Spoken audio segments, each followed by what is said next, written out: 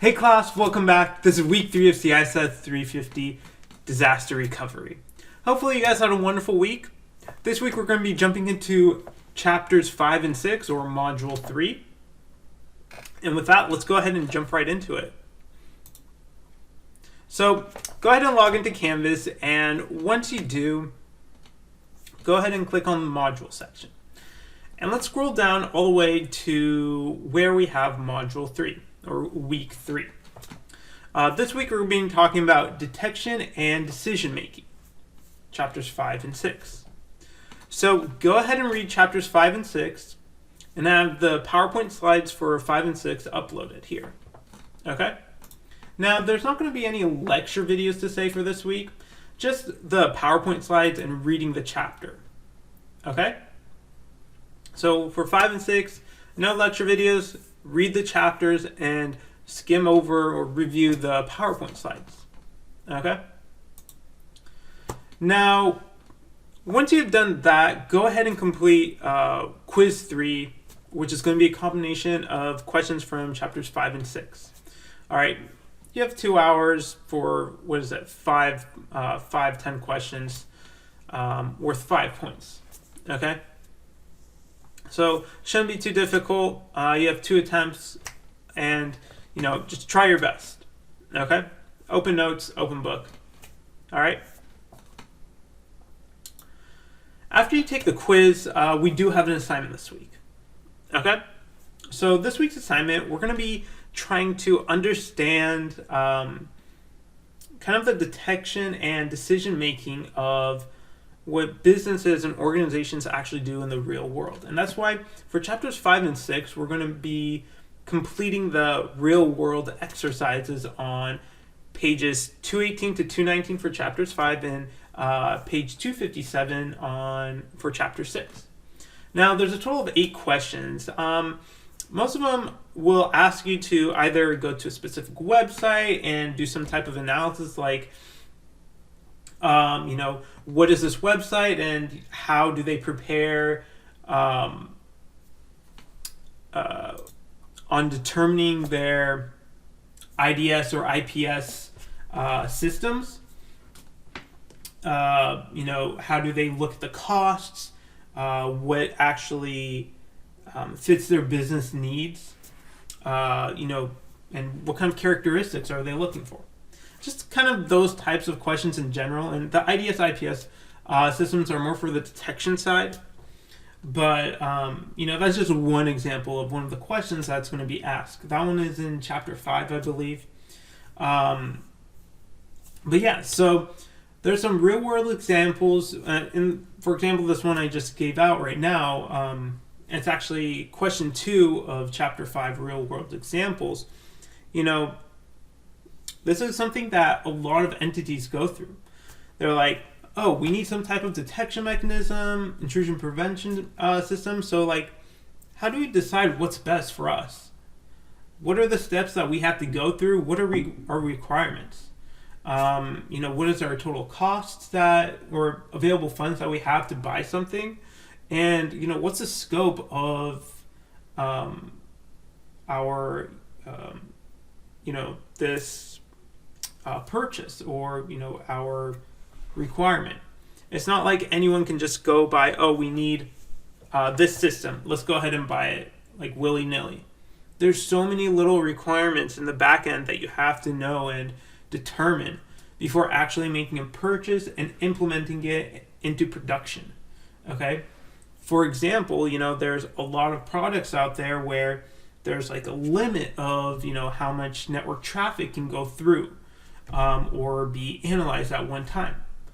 And you might say, oh, I want to buy this product, and there's different tiers. You might not realize how you might just go with the cheapest tier, but you might not realize that, oh, we have so much more bandwidth that we got this lowest tier, and now we're actually causing a huge delay and almost a denial of service because we have so much data coming through, for example, our firewalls, but we got the smallest tier, smallest bandwidth firewall, and now we can't actually our network traffic's getting blocked or dropped.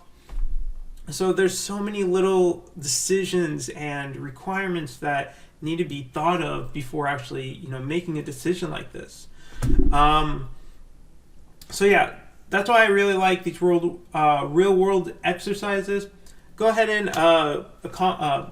answer them. I expect about 2-3 sentences. Oh, I said minimum of 4 sentences. 4 sentences minimum for each one. Makes more sense because some of them have like 3 or 4 questions inside each of them.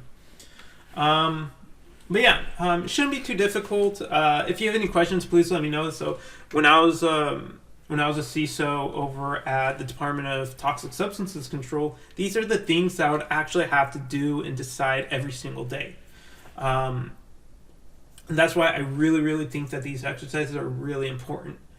It really gives you more of the business side of, thinking enterprise-wide rather than, just individual and very technical, right? Now you're thinking for the enterprise, what's the best decision?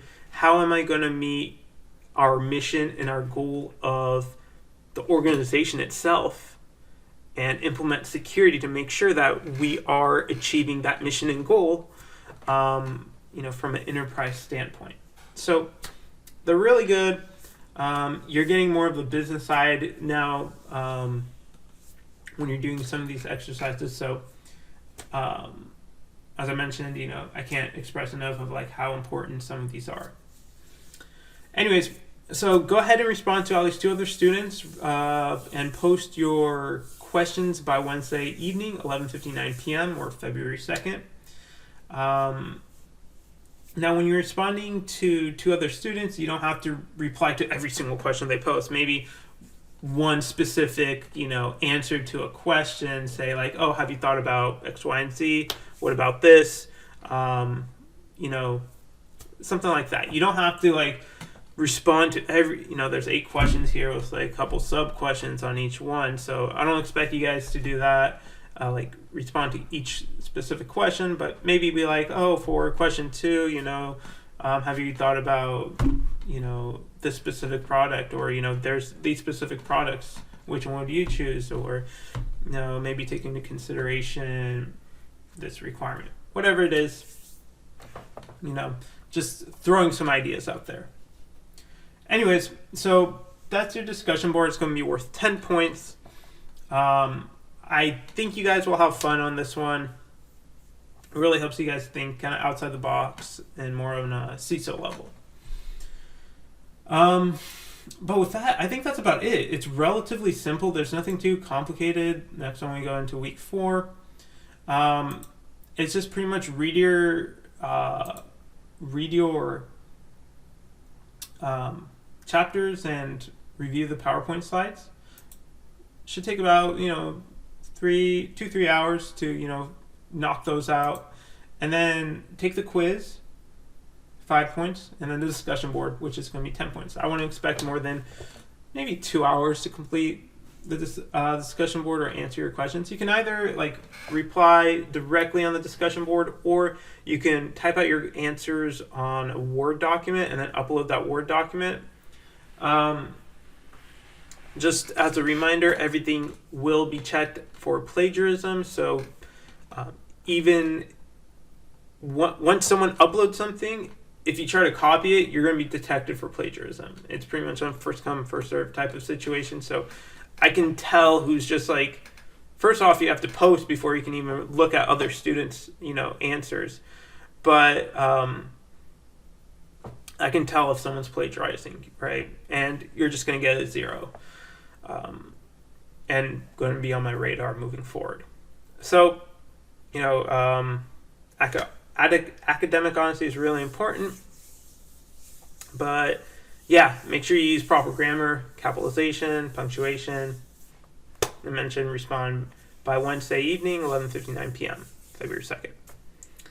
With that, that's about it. I hope you guys have a wonderful week. Let me know if you have any questions, and I'm looking forward to reading your responses.